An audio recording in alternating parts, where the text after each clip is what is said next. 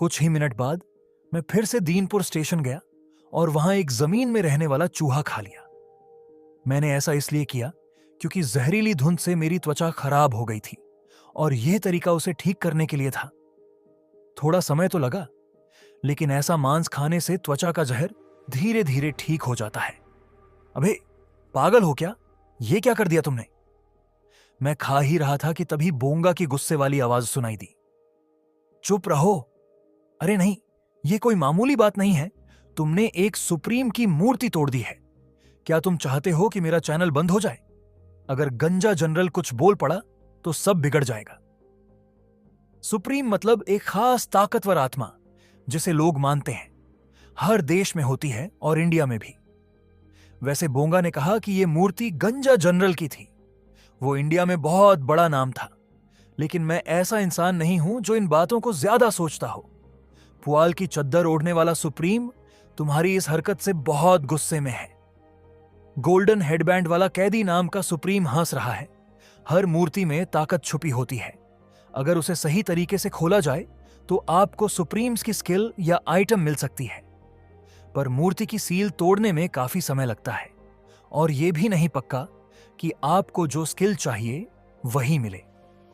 मैंने अपने फोन में वेज ऑफ सर्वाइवल नाम की गाइड फिर से देखी, पर अगर वो मूर्ति में सील थी तो तुम्हें स्किल कैसे मिली? क्या तुम्हारा मतलब क्या है? हाँ, बस ट्राई किया था, लेकिन ये सच निकला। सारी मूर्तियां बस पूजा के लिए नहीं होती। अबे सुन, जरा अपनी जुबान संभाल, कहीं बद्दुआ ना लग जाए। दानकुनी के अंदर जाने से पहले जो आखिरी गेट था, वहां उस स्किल की जरूरत थी और यह सबसे अच्छा तरीका था, मूर्ति को तोड़ना। हां, मैं बोंगा से स्किल खरीद भी सकता था, लेकिन जितने ज्यादा कॉइन बचाऊं उतना अच्छा। तो फिर तुमने मर्दों का राज वाला मामला सही से निपटा लिया। मैंने झट से अपना फोन बंद कर लिया। हासना और बाकी साथी मेरे पास आ गए थे। हां, और हां, मेरे पास तुम्हारे लिए कुछ है। मैंने वो आइटम निकाले जो मूर्ति से मिले थे। सौभाग्य से सिद्धार्थ की मूर्ति में स्किल और आइटम दोनों थे। सिद्धार्थ की माला, सिद्धार्थ की चटाई, पुरानी माला और फटी चद्दर जैसी चीजें। सबकी नजरें सवालों से भरी थीं। सब यही सोच रहे थे कि ये क्या है, लेकिन मुझे पता था, इस दुनिया में जो चीज पुरानी दिखती है वही सबसे खास हो सकती है। ये अच्छे आइटम है। ये एक महान इंसान की यादगार है। महान इंसान? क्या तुम सिद्धार्थ को जानते हो? चद्दर वाला सुप्रीम तुम्हारी बात सुनकर रुक गया है। हासना ने हैरानी से पूछा, वो कौन है? चद्दर वाला हासना से मिलने की इच्छा रखता है। ओह, मुझे पता है। शुक्र है कि श्वेता को याद था। मुझे इंडियन इतिहास पढ़ते वक्त याद आया, वो पुराने समय का एक साधु था, है ना? हां, बिल्कुल सही। जब इंडियन सेना दुश्मनों से लड़ रही थी, वो कारगिल की लड़ाइयों में लड़े थे। श्वेता ने सबको चौंका दिया। मैंने भी इतिहास पढ़ा था, लेकिन यह मुझे नहीं पता था। चद्दर वाला सुप्रीम आज श्वेता से खुश हो गया है। मैंने सिर हिलाया और कहा, खैर, इन आइटम्स में उसी की ताकत है। सच में? वाह, ये तो सच में कमाल है। हासना और हितेश आइटम की जानकारी देखकर हैरान रह गए। पर रविंद्र जी, तुम्हें कैसे पता चला कि यह लेना चाहिए? मैंने बस सिद्धार्थ की मूर्ति के सामने हाथ जोड़े और फिर ये चीजें आसमान से नीचे गिर पड़ी। क्या? यह तो मजाक लग रहा है। मुझे भी यह बात बेवकूफी लगी, लेकिन लोग ऐसी बातें क्यों करते हैं? इसका कोई तो कारण होता है। मैंने नकली गंभीर चेहरा बनाया और सबकी तरफ देखा। मुझे लगता है यह सब सिद्धार्थ ने ही इंडिया की मदद के लिए भेजा है। उनका कई तरह के मतलब था। मैंने ध्यान नहीं दिया और बोलता रहा, क्योंकि मेरा मकसद था बोलना तो कि वे सुने। शायद उन्होंने अपने पुराने सामान देश को बचाने के लिए छोड़े हैं, जैसे दुश्मन के हमले के वक्त किया था। अब इंडिया भी मुश्किल हालात से गुजर रहा है। चद्दर वाला सुप्रीम आपकी बातों से खुश हुआ है। मुश्किल वक्त में धोखेबाज अक्सर ताकतवर बन जाते हैं। इस अजीब दुनिया में ऐसा कुछ होना अजीब नहीं है। क्या पता सिद्धार्थ भी कोई सुप्रीम हो? ऐसा हो सकता है। सबसे पहले श्वेता को यकीन हो गया। शायद वो मुझे शर्मिंदा नहीं देखना चाहती थी, और जब उसने हामी भरी तो हितेश ने भी मान लिया। सच में सिद्धार्थ, हितेश जो देशभक्त था, ऐसा लग रहा था जैसे उसे सेना की बातें याद आ रही हों। गौरव भी उत्सुक था। केवल हासना ही थी जो मुझे ऐसे देख रही थी जैसे मैं बकवास कर रहा हूं। चद्दर वाला सुप्रीम तुम्हारी बातों से खुश है। गंजा जनरल नाम का सुप्रीम तुम्हारे झूठ को माफ करते हैं। बोंगा ने ऊपर आसमान की ओर देखा जैसे सोच रहा हो, क्या यह सच में चल जाएगा? फिर उसका चेहरा हैरान हो गया। सुप्रीम्स की ताकत इस बात पर निर्भर करती है कि लोग उन्हें कितना याद करते हैं। इसलिए उन्हें अच्छा लगता है जब उनकी कहानियां लोगों में फैलती हैं। कोई भी सुप्रीम तारीफ से नाराज नहीं होता। मैं सिद्धार्थ की ये मोती श्वेता को दूंगा क्योंकि तुम उन्हें अच्छे से जानती हो। सच में, क्या मैं रख सकती हूं? मुझे लगता है सिद्धार्थ खुश होंगे अगर तुम इसका इस्तेमाल करोगी। वैसे तो ये मोती बहुत खास नहीं थी, शायद इसलिए कि सिद्धार्थ को दुनिया भर में ज्यादा नहीं जाना जाता। फिर भी ये एक बी क्लास चीज थी जो जादुई ताकत को थोड़ा बढ़ा सकती थी और उसकी भरपाई भी कर सकती थी। हासना श्वेता को देख रही थी जैसे उसे थोड़ी जलन हो रही हो।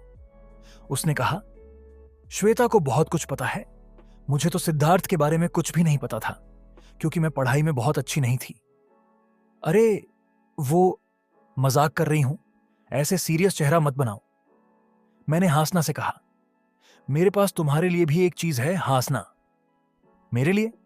क्या वो चद्दर है? हां, कोई बात नहीं, चाहे कितनी भी जरूरी हो, मैं ऐसी चीज नहीं पहनना चाहती। बस एक बार पहनकर देखो, तुम्हें अच्छा लगेगा। हासना थोड़ी हिचकी, फिर उसने चटाई पहन ली। वो स्टाइलिश लगने की कोशिश कर रही थी, लेकिन दिखने में वो किसी भिखारी जैसी लग रही थी। एक सुप्रीम जिसे दोस्ती पसंद है, तुम्हारे काम की आलोचना करता है। एक दूसरा सुप्रीम जिसे साथ निभाना पसंद है, तुम्हारे काम से खुश है। अगर सिद्धार्थ की बांस की छड़ी और चप्पल जैसे असली खास चीजें मिलती तो बात कुछ और होती। बाकी दो चीजों की अभी मुझे जरूरत नहीं थी। हासना ने मेट्रो के शीशे वाले दरवाजे में खुद को देखा और थोड़ा उलझन भरा चेहरा बना लिया। समझाना थोड़ा मुश्किल है, लेकिन मुझे ऐसा लग रहा है जैसे मैं अब न्याय की ताकत का इस्तेमाल कर सकता हूं। सिद्धार्थ की चद्दर एक ऐसा आइटम था जो किसी व्यक्ति की न्याय की भावना और इच्छा शक्ति को बढ़ा देता था। मुझे इसकी जरूरत नहीं थी, लेकिन हासना के लिए यह काफी अच्छा था। तुमने कहा सिद्धार्थ, पता नहीं क्यों है मुझे थोड़ा पछतावा हो रहा है। मुझे और अच्छी तरह पढ़ाई करनी चाहिए थी। गंजा जनरल नाम का सुप्रीम बहुत खुश है। उसने 100 कॉइन दिए हैं।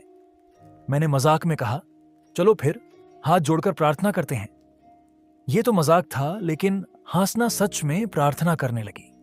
वो जहरीली धुंध से संक्रमित थी और एक जमीन में रहने वाला चूहा खाते हुए बोली, पर इसे तोड़ा किसने? क्या रविंद्र जी ने? गजेंद्र जी, तैयार रहो, हम जल्दी ही दानकुनी पहुंचने वाले हैं। मैंने अंधेरी सुरंग की तरफ देखा। गौरव ने 20 मिनट पहले अपनी खास ताकत लिविंग कम्युनिकेशन का इस्तेमाल किया था, जिससे हम अब तक सुरक्षित आगे बढ़ पाए थे। दीनपुर स्टेशन से दानकुनी तक की दूरी करीब 1 किलोमीटर थी। अब वो चीज सामने आने वाली थी जिसका हम इंतजार कर रहे थे। एक नया साइड मिशन शुरू हुआ है। जैसे ही मैंने सोचा, वो सच हो गया। सब लोग पीछे हट जाओ। साइड मिशन, पिंजरा मिशन का प्रकार। साइड, कठिनाई, आसान से थोड़ा मुश्किल, डी से एफ। काम, 1 घंटे में पिंजरे से भाग निकलो। इनाम 300 कॉइन। अगर फेल हुए, क्वेश्चन मार्क। साइड मिशन, पिंजरा शुरू हो गया है। शायद चंद्रशेखर को इस मिशन में काफी मुश्किलें आई थीं। यह मिशन एक पुनर्जन्म लेने वाले व्यक्ति के लिए बहुत ही मुश्किल जाल था। श्वेता ने पूछा, पिंजरा, यह क्या है? उसे खुद ही सब समझ में आ जाना चाहिए था। वो आ रहा है। सब लोग अपने दिमाग को शांत रखो। मैंने बात पूरी भी नहीं की थी कि धुंध फैल गई। सुरंग में अचानक कोहरा छा गया और कुछ भी साफ नहीं दिख रहा था। पास में खड़े लोग भी अब नजर नहीं आ रहे थे। जब मैंने चारों तरफ देखा तो ऐसा लग रहा था जैसे मैं किसी नशे की दुनिया में हूं। उफ, मुझे अजीब लग रहा है। हासना जोर से चिल्लाई। शायद वो कुछ और ही देख रही थी जो मैं नहीं देख पा रहा था। रविंद्र, ये वही आवाज थी जो मैं कभी नहीं सुनना चाहता था। एक भूली बिसरी आवाज अब फिर से सुनाई दी। अगर मेरी हालत ऐसी थी तो बाकी लोगों की हालत शायद मुझसे भी खराब थी। कुछ अजीब लग रहा है। रविंद्र जी, आप वहां हैं? रविंद्र। मेरी आंखों के सामने सब धुंधला हो गया था और साथियों की आवाजें धीरे धीरे सुनाई देना बंद हो रही थीं। पिंजरा एक ऐसी जगह है जो इंसान की दर्दनाक यादों को छूकर उसे पागल बना देती है। रविंद्र, तुमने कुछ नहीं देखा, ठीक है? सब कुछ गायब हो गया और किसी का चेहरा सामने आया। मैं बस हवा में ताकता रहा और हल्की सी मुस्कान दे दी। मैं हकीकत को नहीं मानना चाहता था। फोर्थ वॉल नाम की स्किल एक्टिव हुई। इस स्किल की वजह से पिंजरा का असर मुझ पर नहीं हुआ। जैसे ही मेरा दिमाग थोड़ा शांत हुआ, वो अजीब सा डर भी कम हो गया। षड्यंत्रकारी नाम का सुप्रीम आपकी हिम्मत की तारीफ कर रहा है। आपको सैकड़ों कॉइन्स मिले हैं। कुछ सुप्रीम्स को दुख है कि वो आपकी यादें नहीं देख पाए। अब जैसे जैसे पिंजरे की ताकत खत्म हुई, मैं सतर्क हो गया। सब लोग शांत रहो और गहरी सांस लो। जो लोग पिंजरे में फंसते हैं वो अपना दिमाग खो बैठते हैं और पागल हो जाते हैं। इसलिए असली खतरा होता है आपके साथ चल रहे लोग। शायद इसी वजह से चंद्रशेखर अकेला चलता है। सर सोल्जर हितेश, आपने कुछ गलत सुना क्या? मुझसे गलती हो गई मां, माफ कर दो। मैं थोड़ा देर से पहुंचा। लोग पागल होकर चिल्ला रहे थे, लेकिन सब ऐसे नहीं थे। रविंद्र जी, तभी मुझे वेलकम प्रिजन में श्वेता दिखी। उसकी कलाई पर बंधी सिद्धार्थ की माला चमक रही थी। अच्छा हुआ वो काम कर गई। मैं उसके पास गया और कहा, तुम चारों तरफ ध्यान दो, मैं इस जगह को खत्म करने जा रहा हूं। श्वेता ने थोड़े डर के साथ सिर हिलाया। Destroy evil level 1 skill active हुई। यह स्किल मैंने सिद्धार्थ की मूर्ति तोड़कर पाई थी। ये रिपेल ईविल से ज्यादा ताकतवर थी। डिस्ट्रॉय ईविल ने पिंजरे को खत्म कर दिया। जैसे ही स्किल चली, धुंध हटने लगी और जगह साफ हो गई। अब मेरे साथी एक एक करके दिखाई देने लगे। हम इंडियन आर्मी हैं, हम देश और जनता के लिए हैं। मां। उनके दर्द साफ नजर आ रहे थे। हितेश जमीन पर सिर झुकाए था और गौरव घुटनों में सिर छिपाकर कांप रहा था। श्वेता सबसे पहले भाग कर आई। हितेश जी, गौरव, होश में आओ। तभी पीछे से एक तलवार आई, लेकिन वो धीमी थी और मैं बच गया। मैं तुम सबको मार दूंगी। हासना पागलों की तरह तलवार घुमा रही थी। उसकी आंखें लाल हो गई थीं। यह बहुत खतरनाक था। यह डेमन स्लेइंग की निशानी थी, जब वो शैतानों को मारने की हालत में चली जाती है। मैंने उसके सिर के पीछे जोर से मारा और वह बेहोश हो गई। अच्छा हुआ कि उसे चोट नहीं आई। मुझे लगा था कि सिद्धार्थ की चद्दर से उसकी हालत ठीक रहेगी, लेकिन उसका मन ज्यादा कमजोर निकला। श्वेता, प्लीज हासना का ध्यान रखना, ठीक है? अभी सब खत्म नहीं हुआ। आपने साइड मिशन पूरा कर लिया है। 300 कॉइन्स मिले हैं। अब कुछ राक्षस दिखाई दिए। वे किसी चिपचिपे तरल जैसे थे, एकदम जेली की तरह। ये थे 8वीं ग्रेड के स्पेक्टर। इन्हीं ने पिंजरा बनाया था। मैंने प्योर स्टार एनर्जी से ब्लेड ऑफ फेथ चालू की। अब लड़ाई आसान थी, क्योंकि पिंजरा खत्म हो चुका था। डरावने स्पेक्टर खत्म हो गए। स्पेक्टर का स्टोन मैंने जमीन से पत्थर उठाकर जेब में रख ली। इन्हें बाद में काम में लाना था। श्वेता की मदद से बाकी सब भी जल्दी ठीक हो रहे थे। आप ठीक हैं? सबसे पहले हितेश होश में आया। जब उसे सारी बात पता चली तो वो झुककर माफी मांगने लगा। धन्यवाद, मैं तो बड़ी मुसीबत में फंस ही जाता। मुझे रविंद्र जी का भी धन्यवाद करना है। कोई बात नहीं, मेरा सिर दर्द कर रहा है। गौरव के सिर में दर्द हो रहा था। मैंने उसके सिर पर हल्के से हाथ फेरा। वो ठीक दिखने की कोशिश कर रहा था, लेकिन शायद इस जगह सबसे ज्यादा दर्द उसी के दिल में था।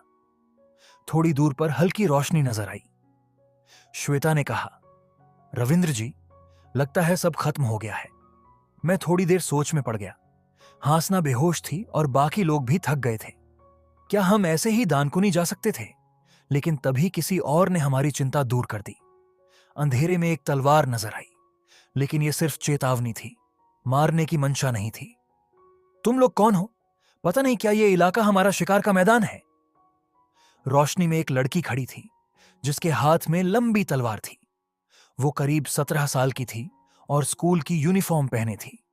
उसने सिर पर हुड पहन रखा था ताकि नाम न दिखे, लेकिन उसका चेहरा याद रहने वाला था। अरे, ये लड़की तो। श्वेता ने उसे सबसे पहले पहचाना। मैं भी जानता था, वो वेज ऑफ सर्वाइवल नाम की कहानी की एक अहम किरदार थी। वो थी जिया श्रीवास्तव, दिल्ली गर्ल्स स्कूल की अकेली बची हुई लड़की। उसी की वजह से चंद्रशेखर ने सबसे जल्दी दानकुनी पहुंचने का रास्ता पकड़ा था। क्या तुम लोगों ने उन आत्माओं को हरा दिया? उसने मेरे हाथ में वो खास पत्थर देखा और चौंक गई। ये कैसे? उन्हें तो सिर्फ हमारे मास्टर ही हरा सकते हैं। मैंने तुरंत एक खास शक्ति इस्तेमाल की। कैरेक्टर लिस्ट नाम की शक्ति शुरू हुई। जिया श्रीवास्तव की जानकारी। उम्र 17 साल। स्पॉन्सर समुद्री देवता। खास पहचान घायल तलवार की राक्षसी। कौशल तलवार चलाना, राक्षसों को मारना, बहुत तेज इंद्रियां, भूत की तरह चलना। अन्य ताकतें समुद्र में लड़ाई करना, बड़ी सेना को संभालना। कुल ताकत वो बहुत मजबूत, तेज और समझदार है। उसने अपनी सबसे करीबी दोस्त को मारकर यह ताकत पाई है। उसका सुप्रीम हमसे और हमारे दोस्तों से खुश है। अभी उसके पास एक स्टार्टर पैक भी है जिससे उसकी ताकत और बढ़ी हुई है। सब कुछ वैसा ही था जैसा कहानी में बताया गया था। समुद्री देवता वही सुप्रीम है जो जिया श्रीवास्तव के साथ है और भविष्य की लड़ाइयों में उसकी जरूरत पड़ेगी। गंजा जनरल पुरानी साथी से मिलकर भावुक हो गया है। जिया का सुप्रीम भी गंजा जनरल का स्वागत करता है। सबवे की सुरंग में, जहां अब ट्रेनें नहीं चलती, हल्की हवा चली। जिया के बाल हवा में उड़े और मुझे समझ आ गया, मेन कहानी का दूसरा हिस्सा अब खत्म हो गया है। अब इनाम दिया जाएगा। हां, हम अब आखिरकार दानकुनी पहुंच चुके थे। हम जिया के साथ दानकुनी स्टेशन पहुंचे। श्वेता ने प्लेटफॉर्म का टूटा हुआ दरवाजा देखा और बोली, यहां का माहौल बहुत अजीब है। जैसे ही हम रेलवे लाइन 3 के ट्रैक से ऊपर चढ़े, कुछ लोग बैठे हुए नजर आए। आपने दानकुनी में प्रवेश किया है। तीसरा चरण शुरू हो चुका है। GIR 8 और BIR 2642 चैनल चालू है। यहां से कहानी और बड़ी होती जा रही थी और सीहू हताइयों के चैनल भी ज्यादा हो गए थे। अब उस भोले बोंगा के लिए चीजें आसान नहीं रहेंगी। कुछ अधेड़ लोग हमें देखकर बोले, ओ छोटे तलवारबाज, क्या तुम नए लोग लेकर आए हो? हां। उन्हें जिया को तलवारबाज कहने में कोई हिचक नहीं हुई। शायद उन्हें उसके पीछे के असली ताकतवर स्पॉन्सर का पता नहीं था। जल्दी ही उन्हें इसका अंजाम भुगतना पड़ेगा।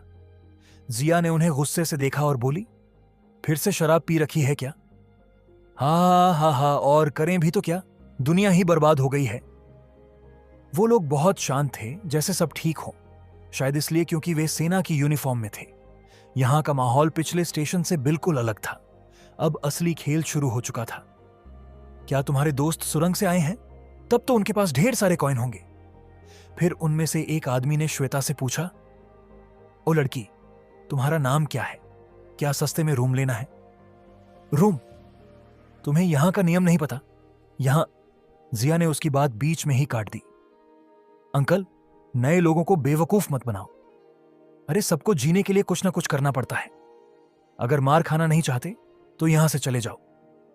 जिया की धमकी से वो डर गए। लो, आजकल के बच्चे तो बहुत गुस्से में रहते हैं। केदार, बस करो अब। वे लोग वहां से चले गए और जिया ने अपनी तलवार वापस रख ली। मैं तुम्हें यहां तक लाई हूं, अब आगे तुम खुद देखो। मैं कोई बच्चों की देखभाल करने वाली नहीं हूं। वो बहुत बेरुखी से बात कर रही थी। मैंने चारों ओर देखा। दानकुनी अब उस कहानी का हिस्सा था जहां नियम पूरी तरह बदल चुके थे। दूर रहो वरना मार डालूंगा।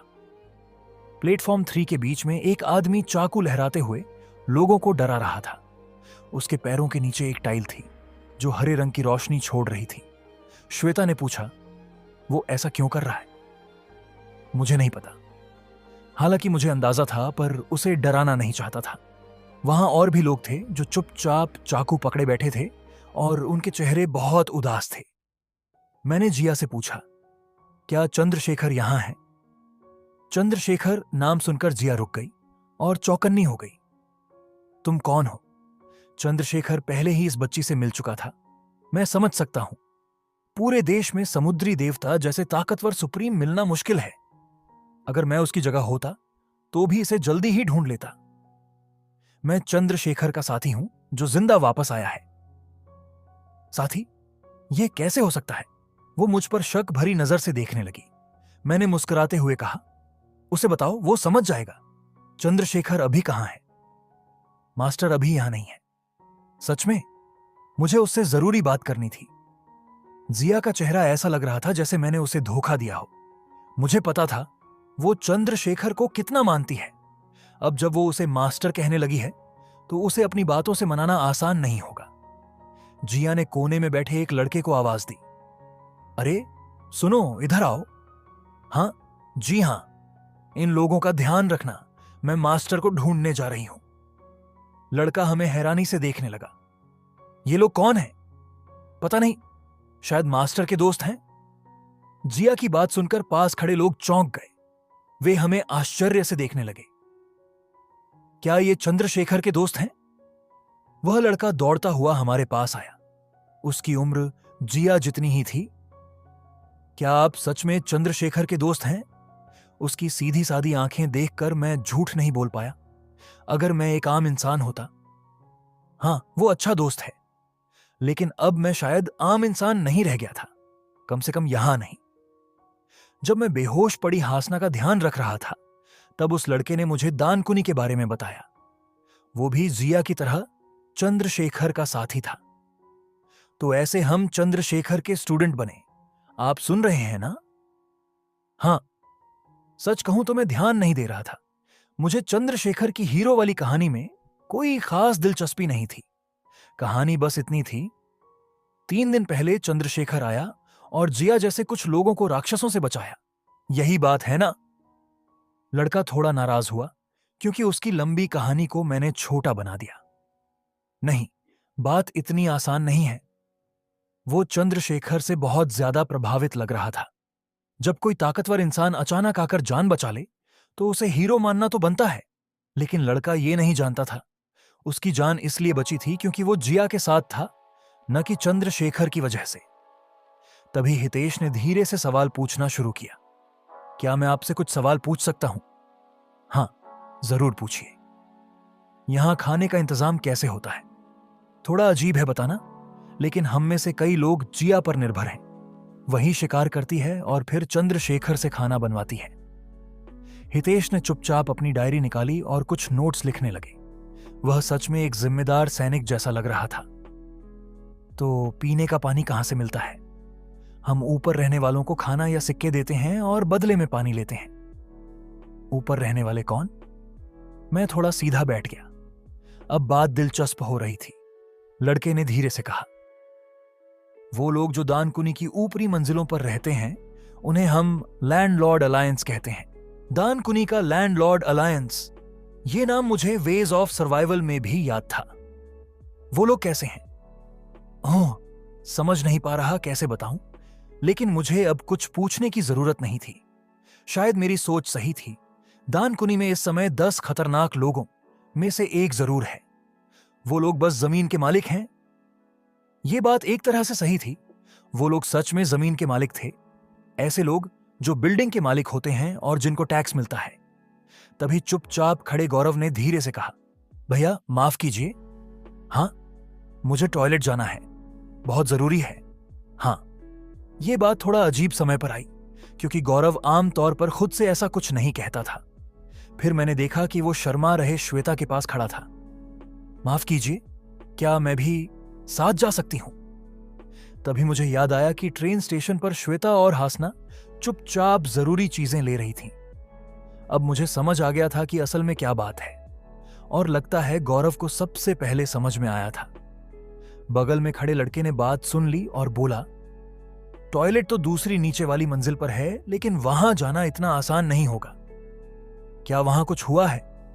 हां, बेहतर होगा कि आप खुद जाकर देखें। मैं भी वहीं जा रहा हूं, क्या आप मेरे साथ चलना चाहेंगे?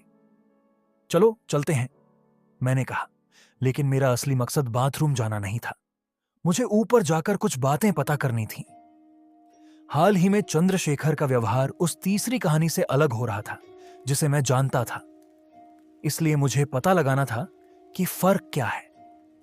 हम तीसरी अंडरग्राउंड मंजिल की तरफ चले। मैं अब भी बेहोश हासना को उठाकर ले जा रहा था। ओह, सुना है कुछ नए लोग आए हैं। क्या तुम लोग रूम देखने आए हो? लाइन 4 के एस्केलेटर के पास खड़ा एक अधेड़ आदमी हंसते हुए बोला। लड़के ने सिर हिलाते हुए जवाब दिया, नहीं, माफ कीजिए, हम तो ऊपर जा रहे हैं। ओह ठीक है, ध्यान रखना। वो आदमी हाथ हिलाकर चला गया। श्वेता ने उसे जाते हुए देखा और पूछा, वैसे ये रूम असल में है क्या? मुझे तो ये सामान्य कमरे जैसे नहीं लगते। ये समझना आसान है। लड़के ने एक चौकोर टाइल की ओर इशारा किया। ऐसी ही टाइल्स लाइन 3 के प्लेटफॉर्म पर भी थीं। एक एक टाइल करीब 3 मीटर चौड़ी थी और हरे रंग की थी। ध्यान से देखा तो उसके ऊपर हवा में लिखा था, ग्रीन जोन 01। मिशन का नाम ग्रीन जोन है और इन टाइल्स को ही रूम कहा जाता है। उस टाइल के पास 2 लोग लड़ रहे थे। वो उस टाइल पर कब्जा करने के लिए झगड़ रहे थे। हितेश ने पूछा, ये लोग क्यों लड़ रहे हैं? लड़का थोड़ा घबरा गया, जैसे हमें बताना उसके लिए खतरनाक हो सकता है। जब आप दूसरी नीचे वाली मंजिल पर पहुंचेंगे तो खुद ही समझ जाएंगे। जैसे जैसे हम ऊपर गए ऐसे झगड़े ज्यादा दिखने लगे। रूम्स के नंबर भी अलग अलग थे। कुछ छोटे रूम्स थे जिन पर लिखा था 01 और कुछ बड़े जिन पर लिखा था 07। शायद यही नंबर बताता था कि उस कमरे में कितने लोग रह सकते हैं। मैंने ध्यान से चारों ओर देखा और पूछा, क्या तीसरी अंडरग्राउंड फ्लोर से पहली अंडरग्राउंड फ्लोर तक का पूरा इलाका लैंडलॉर्ड एसोसिएशन का है? हां, कुछ छोटी छोटी टीमें हैं, लेकिन ज्यादातर जगह लैंडलॉर्ड एसोसिएशन ने ले ली है। दानकुनी की सारी जरूरी चीजें दूसरी और पहली अंडरग्राउंड फ्लोर पर थीं, लेकिन एक ही ग्रुप ने पूरा इलाका अपने कब्जे में ले लिया था। चंद्रशेखर ने कुछ नहीं किया, उसने तुम्हारी मदद नहीं की। वो बात। लड़के का चेहरा मेरा सवाल सुनकर उदास हो गया। वह थोड़ी देर चुप रहा और फिर धीरे से बोला, उसने कहा था कि हमें खुद ही संभालना होगा। मैं समझ गया। चंद्रशेखर से ऐसी ही उम्मीद थी। शायद उसने कभी इनसे साथ चलने को नहीं कहा था। ये लोग उसकी ताकत देखकर खुद ही उसके पीछे हो लिए थे और उम्मीदें बना ली थीं। ये सोचकर दुख हुआ। कुछ ही देर में हम दूसरी अंडरग्राउंड फ्लोर पर पहुंच गए। लड़के का चेहरा अब और भी गंभीर हो गया। अब से हमें बहुत ध्यान रखना होगा। B2 फ्लोर पर नीचे की मंजिलों से ज्यादा कमरे थे। यहां कोई लड़ाई नहीं हो रही थी, लेकिन लोग हरे जोन की कड़ी निगरानी कर रहे थे। उनकी आंखों में गुस्सा था। Green zone 7। हम उन लोगों के पास से होते हुए बाथरूम की तरफ बढ़े। अरे, यहां क्यों रुक गए? जैसे ही हम आखिरी रास्ते के पास पहुंचे, हमारा चलना रुक गया। वहां बहुत सारे लोग एक तंग रास्ते में खड़े थे। आगे बढ़ो, मैंने कहा और लोगों को हल्के से हटाते हुए रास्ता बनाने लगा। प्रीतम सर, प्लीज मेरी बात मान लीजिए, मैं अब गलती नहीं करूंगा। बस एक दिन और रुकने दीजिए, मैं उधार लेकर कॉइन्स का इंतजाम कर लूंगा। लाइन के सामने खड़ा लीडर गुस्से में लोगों से बात कर रहा था। हट जाओ पीछे, सब पीछे हटो। दूसरी ओर कुछ लोग खड़े थे जो लैंडलॉर्ड एसोसिएशन के सदस्य लग रहे थे। मुझे साफ महसूस हुआ, यहां 10 खतरनाक लोगों को में से एक है। मैंने नोबेल में उनके बारे में पढ़ा था और पहचानने की कोशिश की, लेकिन सब एक जैसे लग रहे थे। क्या लैंडलॉर्ड बनने के बाद सबका चेहरा एक जैसा लगने लगता है? मैं ये सोच ही रहा था कि तभी किसी ने मेरा पैर पकड़ लिया।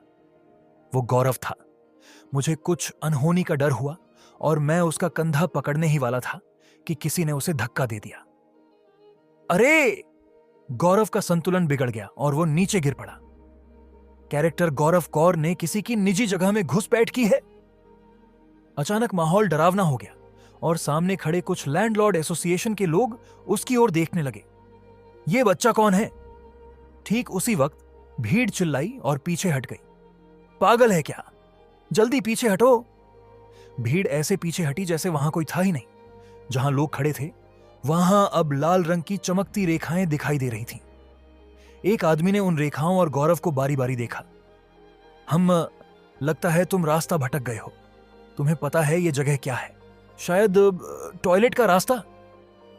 टॉयलेट? हाँ हाँ, कभी हुआ करता था। खैर, वो बच्चा, तुम्हारे मम्मी पापा कहाँ हैं? हाँ, तुम्हें नहीं सिखाया गया कि किसी और की जमीन में बिना पूछे नहीं घुसते? दूसरों की जमीन? शायद ये बात सही है। वो आदमी गौरव के सिर पर हाथ फेरते हुए बोला। तुम्हें नहीं पता ना? कोई बात नहीं, अब मैं तुम्हें सिखाऊंगा। कैरेक्टर प्रीतम थापा ने आर्म्ड जोन लेवल 3 चालू किया है। जमीन से मशीन जैसी आवाज आई और छोटी छोटी बंदूकें जमीन से बाहर निकल आईं। कैरेक्टर प्रीतम थापा अपनी जमीन में घुसने के लिए 500 सिक्कों की मांग करता है। अगर तुम नहीं माने तो ये सारी बंदूकें तुरंत फायर करेंगी। वो आदमी बोला, पैसे दो। सारी बंदूकें एक ही जगह को निशाना बना रही थीं। गौरव डर कर मेरे पास आ गया। उस आदमी ने मुझे देखा और हंसते हुए बोला, ओह, तो तुम इसके गार्जियन हो? फिर तो तुम्हें इसके बदले 500 सिक्के देने चाहिए, है ना? मैंने उसकी बेशर्मी से फैलाई हुई हथेली को देखकर हल्की मुस्कान दी। ये क्या मजाक है चंद्रशेखर? तुमने ऐसे लोगों को बख्श कैसे दे दिया? 10 खतरनाक लोग। ये लिस्ट अक्सर बदलती रहती थी क्योंकि चंद्रशेखर समय में पीछे जाकर चीजें बदल देता था। लेकिन ये 10 लोग हमेशा इस कहानी वेज ऑफ सर्वाइवल में सबसे खतरनाक विलन माने जाते थे। प्रीतम थापा, जो दानकुनी स्टेशन का मालिक था, इन्हीं 10 बुरे लोगों में से एक था। इसीलिए जब तक कोई इंसान वेज ऑफ सर्वाइवल को आखिरी तक न पढ़े, जैसे मैंने पढ़ा, तब तक वो प्रीतम थापा को पहचान नहीं सकता। Green John 5670। उसके कमरे का साइज बहुत अलग था। पूरे ग्रीन जोन का इलाका उसी का था। मैंने शांति का तरीका अपनाया, गौरव को अपने पीछे छिपाया और बोला, हमें तुम्हें सिक्के क्यों देने चाहिए? दानकुनी स्टेशन तो सभी के लिए है। हाँ था, लेकिन अब नहीं है। अब ये मेरी जगह है। एक आम इंसान के लिए 500 सिक्के बहुत ज्यादा होते हैं, और सिर्फ उसकी जमीन पर खड़े होने के लिए इतने सिक्के देना, ये तो साफ लूट है। ठीक है, मैं दूंगा, लेकिन मैं सीधे तुम्हारे हाथ में दूंगा। क्या मतलब? क्योंकि तुम असली प्रीतम थापा नहीं हो।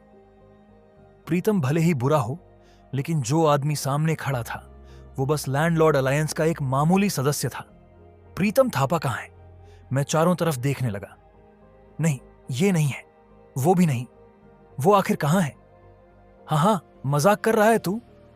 प्रीतम जी, आप कहां हैं? आइए और फाइन लीजिए।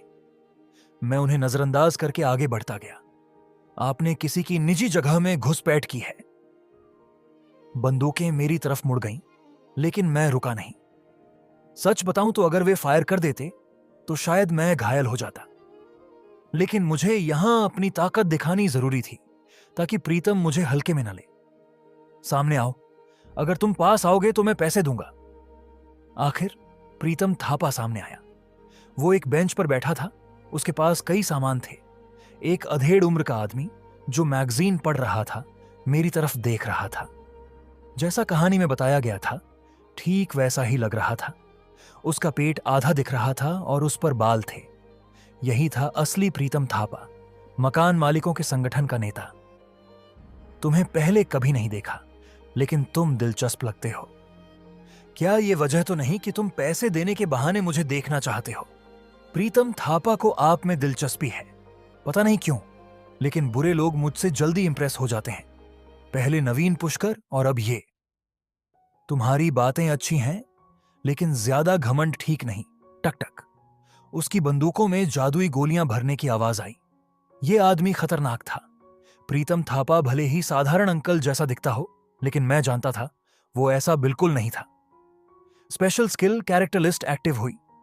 प्रीतम की जानकारी: नाम प्रीतम थापा, उम्र 48 साल, स्पॉन्सर डिफेंस मास्टर, खास पहचान मकान मालिक, रेयर, बड़ा जमींदार, रेयर, खास स्किल्स प्राइवेट प्रॉपर्टी लेवल 3, धैर्य लेवल 1, मुनाफे की समझ लेवल 2, लीडरशिप लेवल 2, भड़काना लेवल 1, हथियार चलाना लेवल 1, कर्ज आर्म जोन लेवल 3, ताकत के आंकड़े: सहन शक्ति 9, ताकत 11, फुर्ती 10, जादू की शक्ति 19।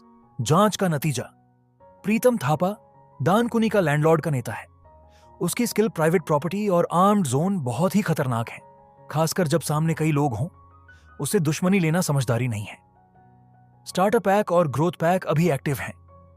इस दुनिया में ताकतवर बनने के बहुत रास्ते थे, लेकिन जमीन का मालिक बनना उनमें सबसे स्थिर और मजबूत तरीका था, और प्रीतम थापा उनमें सबसे खतरनाक था। वो अपनी जगह को साम्राज्य बना चुका था। जब मैंने उसकी जानकारी देखी, तब समझ आया उसकी मैजिक पावर पहले ही 19 लेवल की हो चुकी है। यही वजह है कि वो आगे चलकर 10 सबसे खतरनाक लोगों में से एक बना। वैसे तुम यहां क्यों आए हो? मुझे नहीं लगता कि तुम सिर्फ फाइन देने आए हो। वो बहुत समझदार था। मैं सोच में पड़ गया, क्या मुझे उससे बातचीत करनी चाहिए या सीधे लड़ाई? अगर मैं अपनी सारी ताकत लगा दूं तो शायद जीत जाऊं, लेकिन उसका आर्म्ड जोन तोड़ना आसान नहीं था। अगर मैं लड़ता तो बड़ी चोट लग सकती थी। अब मैं क्या करूं? एक अलग जगह थी जहां कॉइन से ही चीजें बढ़ाई जा सकती थीं, इसलिए अपने स्टैट्स, ताकत, सहन शक्ति वगैरह बढ़ाना नामुमकिन था। मैं तुम्हें चेतावनी दे रहा हूं, कुछ भी उल्टा सीधा सोचने की कोशिश मत करना। प्रीतम मुझे देखकर मुस्कुराया। उसके लोग हितेश को घेर चुके थे। वह बहुत तेज निकला। मैं हंस दिया और दोनों हाथ ऊपर कर दिए। शांत हो जाइए। एक किराएदार का मकान मालिक से मिलना तो आम बात है ना? क्या तुम कोई कमरा लेने आए हो? हां, मैं और मेरे साथी आपके ग्रीन जोन में रहना चाहते हैं। यह जरूरी था। तीसरी चुनौती को बिना मरे पार करने के लिए हमें प्रीतम के ग्रीन जोन में रुकना ही था। लेकिन प्रीतम ने वही जवाब दिया जिसकी उम्मीद थी। नहीं, हम बाहर वालों को नहीं रखते। अगर हर कोई रोज 500 कॉइन दे तब सोच सकता हूं। 500 कॉइन रोज? यह तो मानो कॉइन बेचने जैसा था। सीहुहाता बैग से भी महंगा। इतने कॉइन देना थोड़ा मुश्किल है, इसलिए इसके बदले मैं आपको एक जानकारी देना चाहता हूं। कौन सी जानकारी? चंद्रशेखर वर्मा से जुड़ी जानकारी। सिर्फ ये नाम सुनते ही सभी मकान मालिकों के चेहरे बदल गए। चंद्रशेखर, उसने कुछ समय पहले बड़ा बवाल किया था। साले, तुम्हारा उससे क्या रिश्ता है? प्रीतम जी, ये आदमी तो बहुत ही संदिग्ध लग रहा है। जैसा सोचा था वैसी ही प्रतिक्रिया मिली। शायद चंद्रशेखर पहले ही इनसे भिड़ चुका था, लेकिन मैं थोड़ा कंफ्यूज था। असली कहानी के अनुसार चंद्रशेखर अब तक तो मकान मालिकों के खिलाफ लड़ रहा होता। फिर वो कर क्या रहा है? प्रीतम ने शक की नजरों से मेरी ओर देखा। तुम्हारा चंद्रशेखर से क्या रिश्ता है? हम ऐसे साथी हैं जो मौत से भी लड़ चुके हैं। मुझे तो ऐसा नहीं लगता। जो भी हो, हम दोस्त हैं। मैं इस पर कैसे यकीन करूं? करना ही क्यों है? इसमें आपको क्या नुकसान है? मैंने उसे सोचने पर मजबूर किया। शायद उसे मेरी बात माननी ही पड़े, क्योंकि इस समय केवल चंद्रशेखर ही उसकी ताकत को खतरे में डाल सकता था।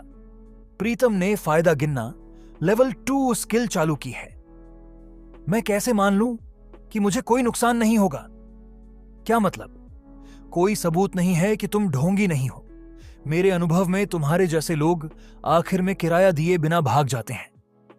उसकी बात इतनी सटीक थी कि सुनकर बुरा लग गया, लेकिन अब जबरदस्ती नहीं कर सकता था। अगर आप भरोसा नहीं करते तो ठीक है, लेकिन हो सकता है आपको ही नुकसान हो जाए। प्रीतम सोच में पड़ गया। मैं बिना कुछ कहे पीछे मुड़ गया। पछतावा नहीं दिखाना जरूरी था, तभी उसे ज्यादा पछतावा होगा। रुको, और अंदाजा सही था। तुम पर घुसपैठ का जुर्माना लगेगा। कहां भाग रहे हो? ओह, एक और झटका। मैंने हंसते हुए पूछा, कितना देना होगा? 100 सिक्के? नहीं, तुम और उस लड़का को 1000 कॉइन देने होंगे। गुस्से से मेरा माथा तड़क गया। क्या इस आदमी को लगता है 1000 कॉइन मतलब 1000 रुपए हैं? यह बहुत ज्यादा है। सिहुहाता ने अभी तक मुझे मेरे हिस्से के सिक्के भी नहीं दिए थे, और अब 1000 कॉइन इस आदमी को दूं?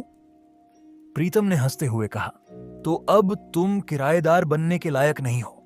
अब मरो। मैंने बिना सोचे समझे आसपास के लोगों को धक्का दिया और अपनी टीम की तरफ दौड़ पड़ा। धड़ाम। पहली गोली चली और हितेश ने अपनी ढाल से मुझे बचा लिया।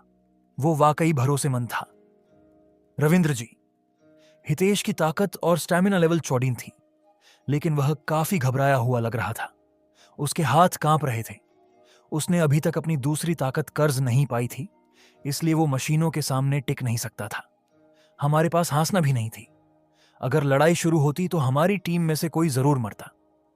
प्रीतम जी, 1 मिनट रुकिए। अगर हम लड़ पड़े तो आपको भी नुकसान होगा। क्या? अभी हमसे लड़ना आपके लिए ठीक नहीं होगा। क्यों? अब मुझे उसे डराना था। अगर अब लड़ाई हुई तो आप यहीं मर जाएंगे। प्रीतम का चेहरा गंभीर हो गया। मैंने ज्यादा कुछ नहीं कहा, लेकिन वो खुद ही समझ गया। B1 फ्लोर से जो आदमी एस्केलेटर से नीचे आ रहा था, उसकी मौजूदगी बहुत जबरदस्त थी। उसे देखकर कोई भी शांत नहीं रह सकता था। मेरा सबसे अच्छा साथी आ रहा है, चंद्रशेखर। मुझे नहीं लगा था कि वो टाइम ट्रैवलर मुझे देखकर खुश होगा। मास्टर, यही वो आदमी है, इसने मास्टर का दोस्त होने का नाटक किया। जिया ने गुस्से में चिल्लाकर मेरी तरफ इशारा किया। उसके बगल में एक मजबूत हीरो जैसा आदमी चल रहा था, कहानी का असली हीरो। उसने मुझे गुस्से से देखा। अवतार चंद्रशेखर बहुत परेशान है।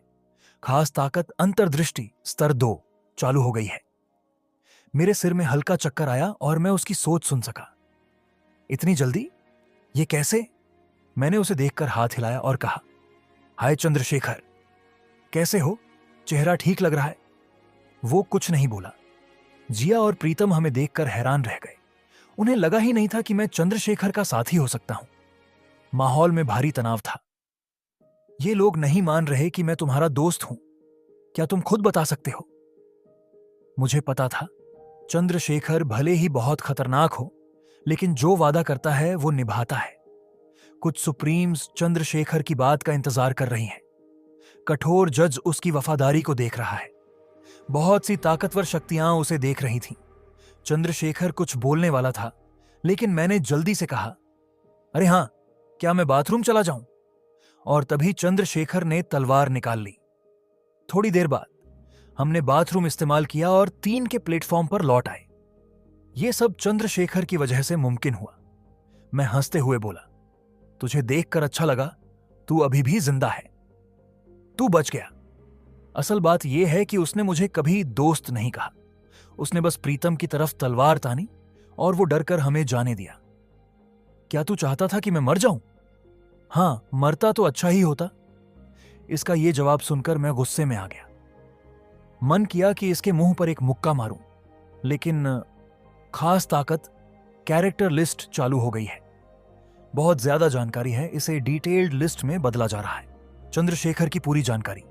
नाम चंद्रशेखर वर्मा। उम्र 28 साल। स्पॉन्सर कोई रहस्यमय सुप्रीम। विशेषता टाइम ट्रैवलर, तीसरी बार। Pro gamer. ताकतें तेज नजरें, हाथों से लड़ाई, हथियार चलाना, खुद की रक्षा करना, सोचने की शक्ति, झूठ पकड़ना। खास शक्ति टाइम ट्रैवलर लेवल 3। शारीरिक क्षमता, ताकत, स्टैमिना, जादू, सब लगभग 24 से 25 कुल आंकलन। इतना लंबा है कि पूरा नहीं दिखाया जा सकता। किताब में ये बातें इतनी खास नहीं लगी थीं, लेकिन सामने देखकर समझ में आया कि ये आदमी वाकई बहुत ताकतवर है। तीसरा मिशन शुरू होने से पहले ही इसके सभी स्टैट्स 70 से ऊपर हैं। ये असली हीरो है। कुछ कहना है, चंद्रशेखर बहुत तेजी से ताकतवर हो रहा था। मतलब वो बहुत खतरे भी ले रहा था, लेकिन मुझे लग रहा था कि कुछ गड़बड़ है। मुझे जल्दी उसकी सच्चाई जाननी होगी। मैंने पूछा, क्या कुछ कहना है? नहीं, मैं बस देख रहा था। ये मेरी सोच से ज्यादा जिद्दी है। जिद्दी? मुझे तो लगा इसे हीरो वाली बीमारी है। बहुत बोल रहा है, मार ही दूं क्या? अरे नहीं, मजाक कर रहा था। मैं जोर से हंसा। चंद्रशेखर ने मुंह फेर लिया, जैसे उसे मेरी बातों में कोई दिलचस्पी नहीं। गोल्डन हेडबैंड वाला कैदी नाम का सुप्रीम तुमसे निराश है। वैसे भी अभी मैं चंद्रशेखर से दूरी नहीं बना सकता था। कहानी के बाकी हिस्से पार करने के लिए उसका साथ जरूरी था। भले ही हम असली दोस्त ना हो, पर उसका साथ मेरे लिए फायदेमंद था। ऐसा क्यों लग रहा था जैसे मैं बहाने बना रहा हूं? लगता है तुम्हारे कुछ साथी बन गए हैं। चंद्रशेखर ने मेरे पीछे खड़े लोगों को बिना किसी भाव के देखा। कैरेक्टर चंद्रशेखर तुमसे थोड़ा निराश है। क्या? क्यों? जवाब जल्दी ही मिल गया। कैरेक्टर चंद्रशेखर ने अंतर्दृष्टि लेवल 8 इस्तेमाल की है। उसने हितेश को चुना था, लेकिन उसे बस इतना ही बढ़ा पाया। मैं कुछ पल के लिए चुप रह गया, क्योंकि यह बात सही थी। अगर हितेश चंद्रशेखर के साथ होता तो शायद वो ज्यादा बेहतर बनता। लेकिन फिर भी ये आदमी भी ना। मैं तो बस एक आम रीडर था, जिसे किस्मत से भविष्य की जानकारी मिल गई थी। ये उम्मीद से कम है। ये और बुरा लग रहा था क्योंकि ये बातें सीधे मेरे दिमाग में सुनाई दे रही थीं। तभी चंद्रशेखर की नजरें रुक गईं, जैसे उसे कुछ अजीब दिखा हो। पहली बार उसके चेहरे पर थोड़ी हैरानी दिखी। वो क्या है? चंद्रशेखर सबको देख रहा था, सिवाय हितेश के। बाकी 3 लोग पास पास खड़े थे, लेकिन मैं समझ नहीं पा रहा था कि वो किसे देख रहा है। ये कैसे हो सकता है? मैं उससे पूछना चाहता था कि वो किसे देख रहा है, लेकिन डर था कि कहीं मेरी स्किल के बारे में उसे पता ना चल जाए। अब तक उसे नहीं पता था कि मैं उसे जानता हूं। शायद उसने हासना के बारे में कुछ देख लिया था। हासना ने उसकी नजरें देखीं और सीधा बोल पड़ी, क्या देख रहे हो? वो कुछ नहीं बोला। हासना ने सही किया, मार डालूं। कोई मन में ऐसा सोच रहा था। मैंने जल्दी से बात शुरू की। चंद्रशेखर, मुझे एक बात समझ नहीं आ रही। उसने मेरी तरफ देखा जैसे पूछ रहा हो, कौन सी बात? मैंने कहा, तुम प्रीतम को छोड़ क्यों रहे हो? उसने कहा, अगर तुम भविष्य जानते हो तो यह बात भी पता होनी चाहिए। मैंने जवाब दिया, मैं सब कुछ नहीं जानता। सच कहूं तो मुझे सब कुछ याद नहीं था। कैरेक्टर चंद्रशेखर ने झूठ पकड़ने वाली स्किल यूज की है। उसने जान लिया कि तुम सच बोल रहे हो। वो बहुत ध्यान से जांच करता है। तो तुम वो फॉर्चून टेलर हो जिसकी नजर कमजोर है। ठीक है, जो सोचना है सोचो। चंद्रशेखर ने कहा, मुझे प्रीतम जिंदा चाहिए। मैंने पूछा, क्यों? क्या ये किसी आने वाले मिशन के लिए जरूरी है? वो चुप रहा, जैसे देख रहा हो कि मुझे कितनी जानकारी है। मैंने कहा, मुझे पता है कि तुम्हें प्रीतम की जरूरत है, लेकिन बाकियों का क्या? उसके पूरे ग्रुप की क्या जरूरत? वो चुप रहा। मैंने कहा, तुम्हारा स्टाइल तो यही है, जो जरूरी नहीं उसे हटा दो। फिर इस बार तुम ऐसा क्यों नहीं कर रहे? कितना झंझट है। उसने मन में सोचा। क्या? उसने कहा, मेरे पास बहुत काम है।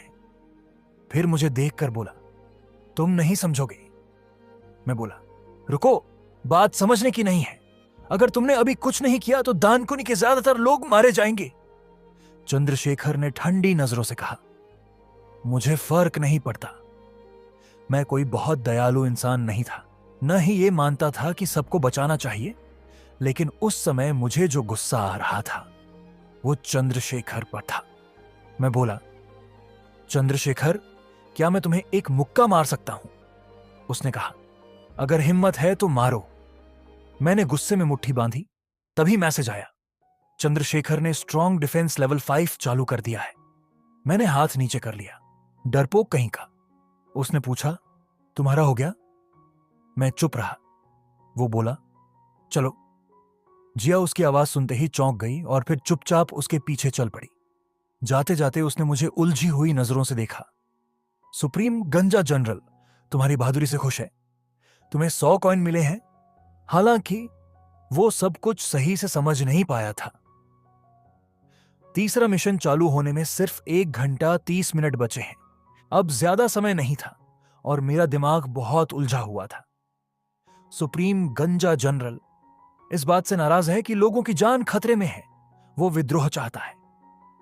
सिद्धार्थ मेरे दिमाग में चिल्ला रहा था, लेकिन मेरे पास कोई ठोस योजना नहीं थी। तीसरा मिशन 1 हफ्ते तक चलेगा। शायद चंद्रशेखर कुछ और फायदा उठाने की सोच रहा था इस हफ्ते में, लेकिन मैं ऐसा नहीं होने दे सकता था। नहीं। सुप्रीम गोल्डन हेडबैंड वाला कैदी सोच रहा है कि तुम क्या सोच रहे हो? मैंने कहा, वो कमीना चंद्रशेखर, वो सुप्रीम खुश है। तुम्हें 100 कॉइन मिले हैं। असल में मेरी सबसे बड़ी दिक्कत चंद्रशेखर नहीं बल्कि प्रीतम था। अगर मुझे तीसरा सीन पार करना है तो उसकी मदद जरूरी है, लेकिन अगर वो मेरी मदद नहीं करता। अचानक हासना ने ऊपर देखा और मुस्कुरा दी। कौन है वो? किक इनोर? अरे वही जिससे तुम चंद्रशेखर के बारे में बात कर रहे थे। मैंने तुरंत प्रीतम के बारे में बताया। हासना बेहोश थी, इसलिए उसने उसे देखा नहीं था। मेरा बात बदलने का कोई इरादा नहीं था, लेकिन हासना ने तुरंत गुस्से में कहा, ये लोग कितने घटिया हैं। पब्लिक जगहों पर कब्जा करके लोगों से पैसे वसूल रहे हैं। असल में वो लोग ऊपर हैं। मैं जाकर उन्हें ठीक करती हूं। हासना ने जमीन पर रखा चूहा काटने वाला ब्लेड उठाया। तभी मुझे याद आया कि हमें उनके हथियार भी बदलने होंगे। बहुत काम बाकी था। ये तो बहुत गलत है। अगर हम सब साथ मिल जाए तो जीत सकते हैं। घूमो स्टेशन याद है? हासना का चेहरा भरोसे से भरा हुआ था और वो भरोसा सही भी था। उसके पास जजमेंट टाइम नाम की एक खास ताकत थी। उसकी समझ तेज थी और वो जल्दी चीजें सीख जाती थी, तो शायद उसने अपनी ताकत और विशेषता समझ भी ली होगी। चुपचाप खड़े मत रहो, चलो और उन्हें सबक सिखाते हैं। अगर सामने वाला बुरा इंसान हो तो उसकी जजमेंट टाइम स्किल बहुत ताकतवर हो जाती थी। हासना ने अपनी खास ताकत जजमेंट टाइम को चालू किया है। गुड सुप्रीम्स हासना की रिक्वेस्ट पर चुप है। स्किल कैंसिल हो गई है। हासना चौंक गई। नहीं, ये क्या? ये तो काम ही नहीं कर रही। उसने फिर से कोशिश की, लेकिन ताकत शुरू ही नहीं हुई। नहीं, ये क्यों नहीं हो रही? क्या वो लोग बुरे नहीं हैं? मैं उसकी बात पर मुस्कुराया। ये तो हमारी सोच है। मतलब, जो सितारे हमें ताकत दे रहे हैं उनकी सोच हमसे अलग हो सकती है। जरूरी नहीं कि उनके लिए अच्छाई और बुराई वही हो जो हमारे लिए है। ओह, न्याय हमेशा बहुमत से तय होता है। अभी ज्यादातर सुप्रीम्स ने मान लिया है कि वो लोग अच्छे हैं। अब इंसानों के पास न्याय तय करने का हक नहीं बचा। इंसान अब बस अपने स्पॉन्सर का खिलौना बन गया है। ये तो। मैंने अपनी टीम के बाकी लोगों की तरफ देखा। कोई कुछ नहीं बोल रहा था, लेकिन सबकी सोच हासना जैसी ही थी। हितेश अपनी ढाल को साफ कर रहा था जो जादुई गोलियों से खराब हो गई थी, और श्वेता और गौरव जमीन पर बैठकर कॉकरोच देख रहे थे। मैं उनकी निराशा समझ सकता था। उन्हें लगा था कि गुमहो स्टेशन की गैंग को हराकर उन्होंने सब कुछ समझ लिया है, लेकिन सिर्फ 3 स्टेशन दूर उससे भी बड़ा खतरा छिपा था। अब उम्मीद की सजा शुरू होने वाली थी। इसका मतलब यह नहीं कि कोई तरीका नहीं है। हां, मुश्किल है, लेकिन हम उन्हें हरा सकते हैं। सब मेरी तरफ देखने लगे। हितेश ने पूछा, क्या सच में तुम्हारे पास कोई तरीका है? क्या है वो? मैंने इधर उधर देखा और धीरे से कहा, प्रीतम को उसकी ताकत वाले इलाके से बाहर निकालो। ताकत वाला इलाका? हां, उसकी एक खास ताकत है जिससे वो एक जगह को सुरक्षित बना सकता है। Armed zone. यही वजह थी कि उसे हराना मुश्किल था। वो उस जोन में छोटे छोटे टोप जैसे हथियार लगा सकता था। अभी तो यह सिर्फ आर्म्ड जोन है। बाद में उसकी ताकत और बढ़ेगी और वो आर्म्ड फोर्ट्रेस बन जाएगा। तब उसे हराने के लिए पूरी लड़ाई करनी पड़ेगी। लेकिन प्रीतम की एक बड़ी कमजोरी भी थी। जैसे ही वो उस जोन से बाहर जाएगा, उसकी ताकत चली जाएगी। उसके छोटे हथियार भी बंद हो जाएंगे। ऐसी ताकतों के साथ कुछ लिमिटेशन होती है। हितेश और हासना मेरी तरफ देखकर हैरान रह गए। ओह, समझ गया। तुमने एक बार में ही सब समझ लिया। क्या यही तुम्हारी खासियत है रविंद्र जी?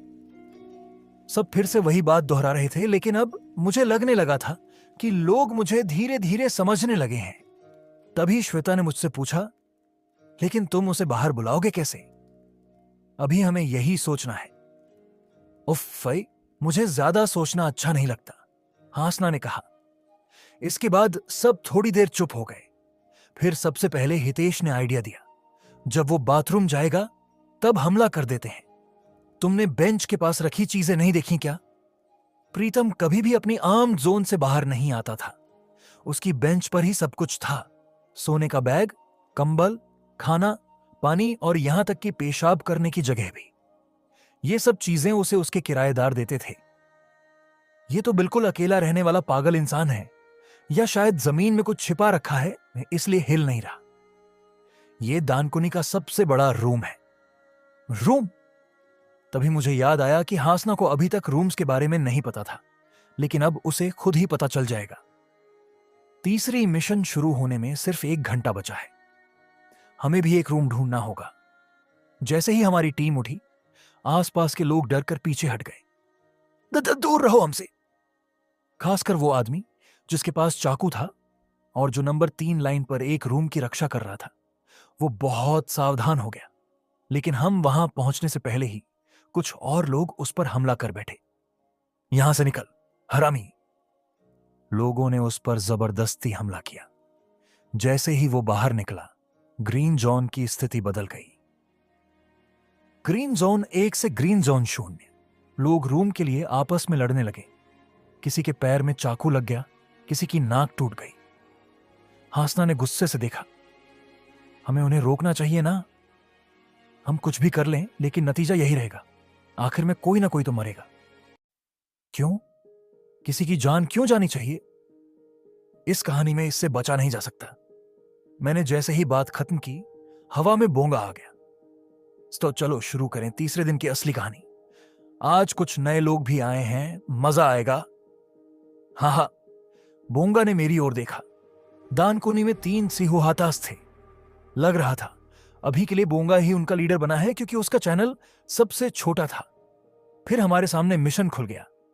मेन मिशन 3, ग्रीन जोन, दिन 3, कैटेगरी मेन, मुश्किल स्तर सी, पूरा करने की शर्तें। स्टेशन में एक ग्रीन जोन पर कब्जा करो और हर रात 12 बजे आने वाले राक्षसों से जिंदा बचो। यह मिशन 7 दिन तक चलेगा। समय 8 घंटे। इनाम 1000 कॉइन्स।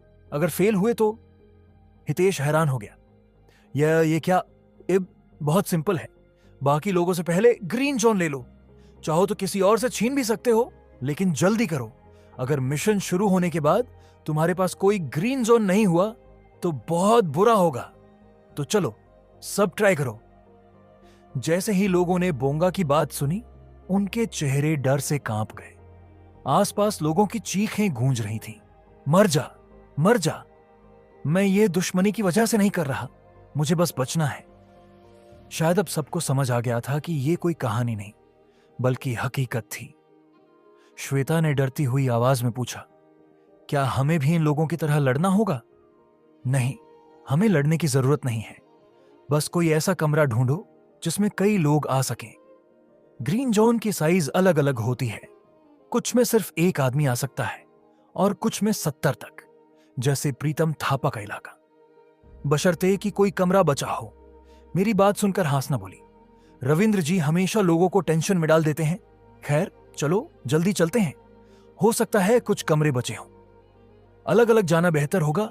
हितेश जी आप श्वेता के साथ जाइए। हासना आप गौरव को साथ ले जाइए। और आप रविंद्र जी, मैं अकेला चला जाऊंगा। मुझे कुछ और कहने की जरूरत नहीं थी। सभी मुझ पर भरोसा करते थे। गौरव ने घबराकर पूछा, भैया अगर हमें कोई कमरा नहीं मिला तो? अगर सीन शुरू होने के 20 मिनट पहले तक कुछ नहीं मिला तो हम यहीं मिलेंगे। ठीक है, मैं जा रहा हूं। टीम के सभी लोग शांति से अलग अलग दिशाओं में चले गए। हासना और गौरव B2 की तरफ गए और श्वेता, हितेश भी 3 की ओर। मैंने उन्हें जाते देखा और फिर अपना मोबाइल निकाला। जैसे ही मैंने वेज ऑफ सर्वाइवल नोबेल खोली, स्क्रीन पर एक लाइन दिखी। दानकुनी में अब कोई भी कमरा खाली नहीं था। यह साफ लिखा था। इसका मतलब शायद उन्हें कोई कमरा नहीं मिलेगा। तो अब बस एक ही रास्ता बचा था, जिंदा रहने के लिए किसी और को मारकर उसका कमरा ले लो। लेकिन क्या हितेश और हासना ऐसा कर पाएंगे? यहां हर कोई बुरा नहीं था। कुछ लोग जैसे प्रीतम दूसरों का फायदा उठा रहे थे, लेकिन ज्यादातर लोग खुद को बचाने के लिए ही हिंसक हो रहे थे। क्या श्वेता और गौरव ऐसे लोगों से लड़ सकेंगे? इसका जवाब मुझे जल्दी ही मिलने वाला था। सिहुहाता के गायब होते ही लाइन 3 के प्लेटफॉर्म पर दर्जनों लोग मारे गए। इस वक्त लाइन 3 के प्लेटफॉर्म पर सिर्फ एक कमरा बचा था। यहां कोई ताकतवर इंसान नहीं था, इसलिए कमजोर लोग पीछे हटने के बजाय आपस में लड़ने लगे। मर जा, मर जा। तीसरा मिशन शुरू होने में 30 मिनट बाकी है। जब सब जगह अफरा तफरी मची थी, मैं चुपचाप वेज ऑफ सर्वाइवल नॉवल पढ़ रहा था। शायद आज का मिशन उसी तरह होगा जैसा मैंने सोचा था। जिंदा रहने के लिए एक भी शब्द मिस नहीं कर सकता था। तुम अभी क्या कर रहे हो? बोंगा की आवाज के साथ साथ मुझे सुप्रीम्स के मैसेज भी सुनाई देने लगे।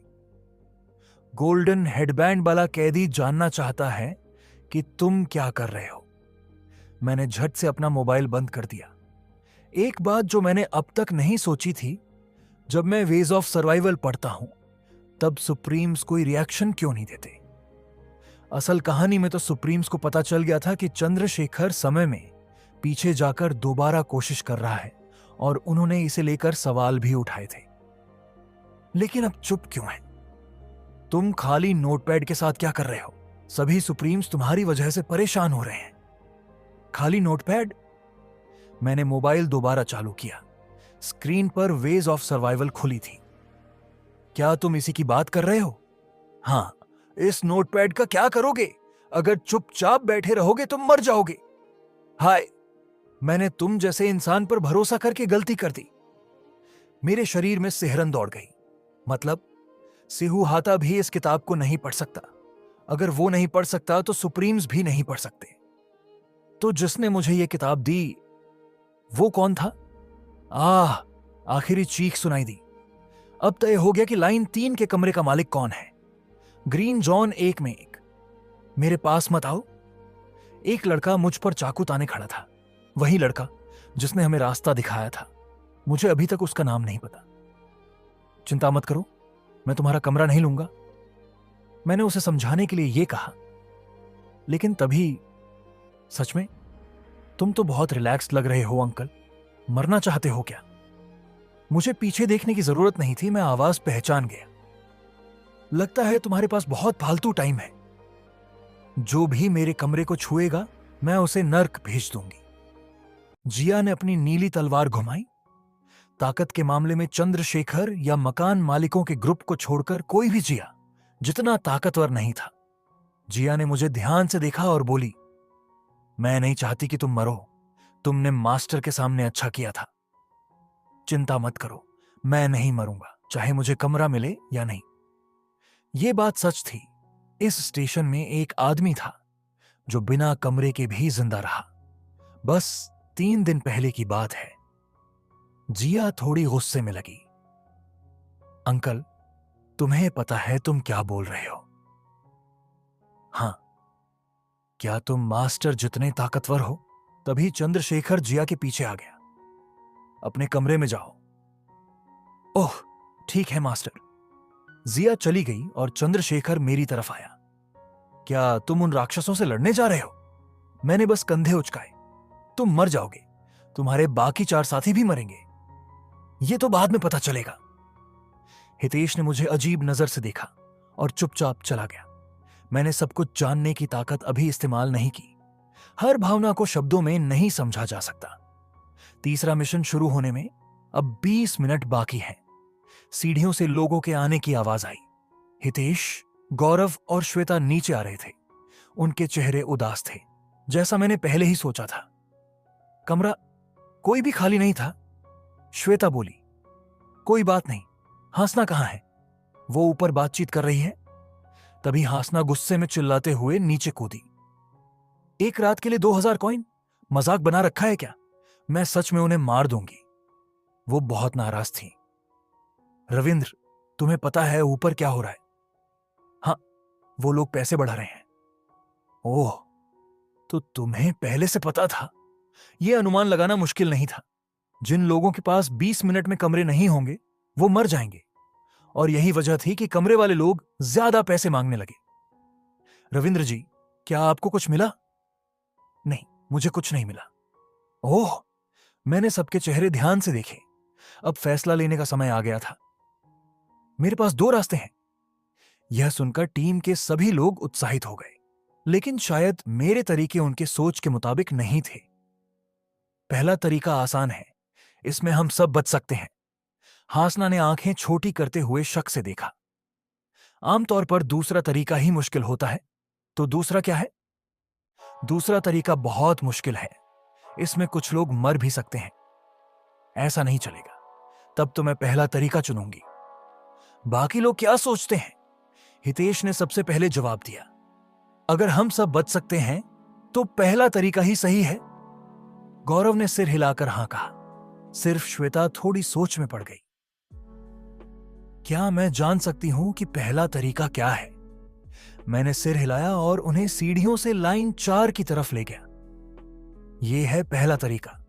टीम के लोग उस तरफ देखने लगे जहां मैंने इशारा किया। वहां 5 लोग डर के मारे कांप रहे थे। ग्रीन जॉन 5 में 5। उनके पास जो कमरा है उसमें 5 लोगों की जगह है, लेकिन उनकी ताकत ज्यादा नहीं है। सच कहूं, अगर हम 5 मिलकर... रुकिए रविंद्र जी। हां, उन्हें मारकर हम उनका कमरा ले सकते हैं, मेरी सीधी और शांत बात सुनकर वे और डरने लगे। हासना के चेहरे पर दुख आ गया। ऐसे तरीके के बारे में तो सबको पता है। अगर आप कहें तो मैं कर सकता हूं, गौरव ने कहा। मुझे डर नहीं है, मैं कर लूंगा। नहीं गौरव, श्वेता ने गौरव का कंधा पकड़ लिया। मैंने जानबूझकर कुछ नहीं कहा। शायद उन्होंने भी किसी को मारकर वो कमरा लिया होगा। अगर हम इतना भी नहीं कर सकते तो आगे के मिशन पूरे करना बहुत मुश्किल होगा। रविंद्र जी, हासना बोली, मैंने गुमहो स्टेशन पर लोगों को मारा था। मैंने अपनी मर्जी से मारा और मुझे कोई पछतावा नहीं है। लेकिन उसके चेहरे पर दुख था।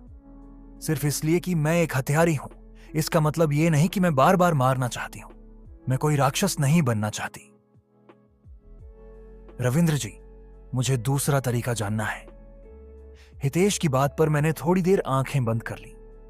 मैं तुम्हारी बात समझता हूं। हां, इतना जानना काफी था। हम दूसरा रास्ता अपनाएंगे। सभी के चेहरे थोड़े हल्के हो गए। सच तो यह था कि मैं शुरू से ही दूसरा तरीका अपनाने वाला था। किसी को मारना आसान तरीका था, लेकिन अगर मैं आसान रास्ता चुनता तो ऊपर बैठे ताकतवर लोग मेरी तरफ ध्यान नहीं देते। लेकिन दूसरा तरीका करने के लिए सबको हिम्मत चाहिए थी, सिर्फ मुझे नहीं, सभी को। इसलिए मुझे उनकी सोच जाननी थी। मुझे यह जानना था कि वो दिल से क्या चाहते हैं। हासना हंसी। मुझे पता था। जब पहले से तय था तो पूछ क्यों रहे थे? मैं तुम्हें परख नहीं रहा था। तुम जो भी फैसला लेते मैं उसे मान लेता। मैंने गौरव के सिर पर हाथ फेरा, जो मुझे चिंता भरी निगाहों से देख रहा था। श्वेता ने एक लंबी सांस ली और बोली, रविंद्र जी, आप तो बहुत चालाक हैं। माफ करना, मैं कोई अच्छा इंसान नहीं हूं। दूसरा तरीका क्या है? इसमें किसी को मारने की जरूरत नहीं है, लेकिन यह बहुत मुश्किल है। मेरी गंभीर आवाज सुनकर सबके चेहरे गंभीर हो गए। अगर तुम दूसरा तरीका अपनाते हो तो मेरी हर बात बिना सवाल के माननी होगी। मुझ पर भरोसा करना होगा, चाहे मेरी बात अजीब ही क्यों न लगे। अगर कोई एक भी मुझ पर भरोसा नहीं करेगा तो हम सब मर सकते हैं। सभी ने लगभग एक साथ सिर हिला दिया। हितेश बोला, मैं रविंद्र जी पर भरोसा करता हूं। मैं अब तक उन्हीं की वजह से जिंदा हूं। तीसरा मिशन शुरू होने में 5 मिनट बाकी हैं, तो फिर मेरे साथ चलो। मैं अपने साथियों के साथ रेलवे लाइन 3 के रास्ते पर चल पड़ा। हम टूटा हुआ दरवाजा पार करके उस टनल के सामने पहुंचे, जो टनल 3 की ओर जाती थी। अंदर अंधेरा था, लेकिन दूर एक लाल रंग का चमकता हुआ इलाका दिखाई दे रहा था। शायद वहीं से राक्षस आना शुरू होंगे। वे लाइन 3 के रास्ते से ऊपर की मंजिलों की ओर बढ़ेंगे। हितेश ने घबराकर पूछा, तो क्या हम यहीं राक्षसों से लड़ेंगे? नहीं, हम लड़ाई नहीं करेंगे। अगर यहीं लड़े तो मारे जाएंगे। इतने भयानक राक्षसों से बिना सुरक्षित जगह के लड़ना और सुबह तक बचना नामुमकिन था। अब हासना ने पूछा, तो क्या हम उनसे भागते रहेंगे? वो नहीं चलेगा। जैसे ही मिशन शुरू होगा, अगर हम दानकुनी से बाहर गए तो मर जाएंगे। तो फिर ये योजना सबको समझनी है। हितेश, श्वेता और हासना, जैसे ही राक्षस दिखे उसी दिशा में भागना, जिस तरफ से वे आ रहे हैं। क्या समझे? सीधे उन्हीं की तरफ दौड़ो और जैसे ही उनके पास पहुंचो, बाईं तरफ की दीवार को देखना, तब सब समझ आ जाएगा। लोग मेरी बात पूरी तरह नहीं समझ पाए, लेकिन अब समझाने का टाइम नहीं था। बस मुझ पर भरोसा करो, वरना मर जाओगे। बाईं दीवार देखना मत भूलना। मैं समझ गई रविंद्र जी, श्वेता ने सबसे पहले जवाब दिया। मैं खुद कह रहा हूं, जैसे ही राक्षस दिखे दौड़ना शुरू कर देना। मैंने एक पत्थर उठाया और टनल में फेंका। पत्थर किसी चीज से टकराकर चमका और गिर गया। हितेश और हासना ने सिर हिलाकर समझने का इशारा किया। तो रविंद्र जी, आप क्या करेंगे? मैं गौरव के साथ दूसरा रास्ता ढूंढूंगा। यह तरीका तभी काम करता जब मेरे साथी मुझ पर भरोसा करते। कोई भी ऐसे डरावने राक्षसों की तरफ भागने का फैसला आसानी से नहीं करता। अब सिर्फ उनकी हिम्मत की बात थी। तीसरा मैन मिशन शुरू हो गया है। जो टनल बंद थी अब खुल गई। दौड़ो! मैंने जैसे ही चिल्लाया, तीनों लोग दौड़ पड़े। लाल जोन में राक्षस बनना शुरू हो गए। ज्यादातर छोटे चूहे जैसे थे, लेकिन बीच में कुछ बड़े और डरावने ग्रोल नाम के राक्षस भी थे। एक भालू जैसा बड़ा राक्षस सामने आया। उसके सिर पर नुकीला सींग था जो बहुत डरावना लग रहा था। अगर एक होता तो ठीक था, लेकिन बहुत सारे थे। इतनी भीड़ में अगर हम टकरा जाते तो बचना मुश्किल था। जैसे ही हितेश का सामना पहले राक्षस से हुआ, मैंने चिल्लाया, अब। श्वेता ने सबसे पहले देखा। दीवार पर हरे रंग की टाइल्स चमक रही थीं। उसे एकदम से समझ आ गया। जैसे ही उसने दीवार को छुआ, वहां से तेज रोशनी निकलने लगी। ग्रीन जोन 3 में एक तेज और फुर्तीली हासना ने तुरंत पीछे की दीवार को छू लिया। ग्रीन जोन 3 में 2, लेकिन हितेश सही समय पर नहीं पहुंच पाया क्योंकि जमीन पर रेंगने वाले चूहे उसकी ढाल पर चिपक गए थे। हितेश जी, इसे पकड़ो। हितेश ने श्वेता द्वारा फेंका गया धागा पकड़ लिया। दोनों लड़कियों की मदद से वो हवा में उछलकर दीवार तक पहुंच गया। ग्रीन जोन 3 में 3। ठीक है, दानव उन्हें घूर रहे थे, लेकिन जैसे ही वे ग्रीन जोन में पहुंचे, वे हमला नहीं कर पाए। रविंद्र जी, श्वेता ने मुझे आवाज दी, लेकिन मेरे पास पीछे देखने का समय नहीं था। मैं पहले से ही गौरव को पीठ पर उठाकर दौड़ रहा था। तीसरे मिशन में कई छुपे हुए ग्रीन जोन होते हैं। ये जोन दीवारों पर होते हैं, लेकिन तब तक नहीं दिखते जब तक मिशन शुरू ना हो जाए। अगर सोचा जाए तो रूम जैसी चीज का विचार इंसानों ने ही बनाया है। वेज ऑफ सर्वाइवल में चंद्रशेखर ने बार बार टाइम ट्रैवल करते हुए दानकुनी में कुछ छुपे हुए ग्रीन जोन ढूंढ निकाले थे। लाइन 3 के प्लेटफॉर्म पर ऐसे 2 ग्रीन जोन थे। कुछ जमीन के चूहे मेरे पीछे भागते हुए मेरी जांघ पर काटने लगे। मेरी ताकत ज्यादा थी, इसलिए ज्यादा चोट नहीं लगी, लेकिन अगर ये हमले बार बार हों तो मुश्किल हो जाती है। गौरव ने मेरी पीठ पर से कुछ चूहों को हथौड़े से मारा, लेकिन दुश्मनों की संख्या बहुत ज्यादा थी। ऊपर से ग्रॉल भी बहुत तेज थे। कुछ दूरी पर एक लड़का डर के मारे मुझे देख रहा था। ग्रीन जोन 1 में 1। ये डरपोक जैसा लगता, लेकिन एक पल को मुझे आसान रास्ता अपनाने का मन हुआ। हा, ये हालत मजेदार है, तो फिर कल की तरह एक सजा होनी चाहिए ना। सिहुहाटा की आवाज आई और फिर सिस्टम से संदेश आए। मिशन में सजा जोड़ दी गई है। कुछ ग्रीन जोन अब काम नहीं करेंगे। नहीं, वाक आक। दानकुनी स्टेशन में चीखें गूंज उठी। सबसे पास से चीख उसी लड़के की थी। ग्रीन जोन हटते ही वह लड़का चूहों के हमले से मर गया। उसकी मौत ने मुझे थोड़ा समय दे दिया और मैं रास्ते की ओर भाग सका, लेकिन टूटी हुई स्क्रीन के उस पार से आए दानव रास्ता रोक रहे थे। मैंने गौरव को अपने पीछे छिपाया और अपनी तलवार अनब्रोकन फेथ निकाल ली। प्योर स्टार एनर्जी की तेज धार ने कुछ दैत्यों को पीछे हटाया, लेकिन दुश्मनों की संख्या कम नहीं हुई। जो इंसान इनसे सुबह तक लड़ पाया था, वह था चंद्रशेखर। वो खुद किसी दानव से कम नहीं था। मुझे नहीं लगता कि मैं ऐसा कर सकता, भले ही मैं सारे सिक्के अपनी ताकत बढ़ाने में लगा दूं। इसी समय गौरव ने कहा, भैया एक बात बोलूं? अभी मत बोल, मैं बहुत बिजी हूं।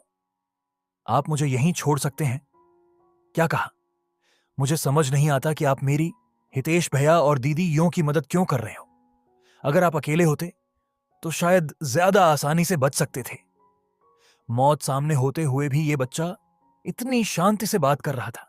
शायद इसका दिल अंदर से मर चुका था। हां, तुम सही हो, मैंने एक और चूहे का सिर काटते हुए कहा।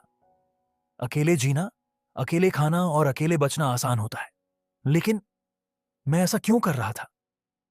अगर कोई मुझसे पूछता तो मैं ठीक से बता नहीं पाता, लेकिन एक बात मैं जरूर कह सकता था। मैंने एक कहानी पढ़ी थी जो ऐसे ही शुरू हुई थी और फिर बर्बाद हो गई। क्या?